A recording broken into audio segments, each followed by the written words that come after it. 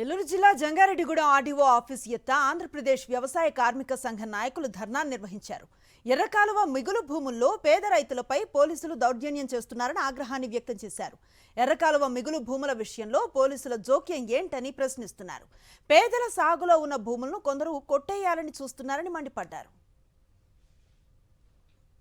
అధికార పార్టీ వైఖరి వ్యతిరేకించాలి. పేదలకందరికీ పన్ను కట్టించుకోవాలి. ఎర్రకాలువ సాగులో ఉన్న వారందరితో పన్ను కట్టించుకోవాలి.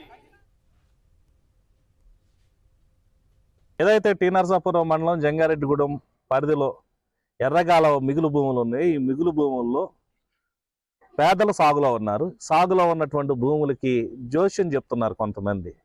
వాళ్ళు చెప్పేది ఏంటంటే మేము మాత్రమే బతకాలని చెప్పేసి పెత్తందారులు దాని మీద డబ్బులు తీసుకొని నష్టపరిహారం తీసుకొని వేరే భూములు కొనుక్కొని జలసాలు చేస్తున్నటువంటి కొంతమంది పెత్తందారులు ఈరోజు ఆ భూములపై మేమే ఉండాలి, పేదలు ఉండడానికి కుదరదు, ఏది ఏమైనా మీ సంగతి తెలుస్తాం అనేటి విధంగా మధ్యాహ్నపురగూడెం ప్రాంతం నుంచి అలాగే కొంతమంది ఇండైరెక్ట్గా హెచ్చరికలు పంపిస్తున్నారు. మరొకటి ఇప్పటికి 4 సార్లు 5 సార్లు పోలవరం డిఎస్పీ రమ్మంటున్నాడు, డిఎస్పీ రావాలి, మీరు మాట్లాడాలి, మీతో రావాలని చెప్పేసి కబుర్లు చేస్తా ఉన్నారు. ఇవన్నీ ఎందుకో మాకు అర్థం కావట్లా. ఇది ఇరిగేషన్ భూమి, ఇరిగేషన్ వాళ్ళు చూడాలి లేదా రెవెన్యూ వాళ్ళు చూడాలి. పోలీసుల ప్రమేయం ఏంటి?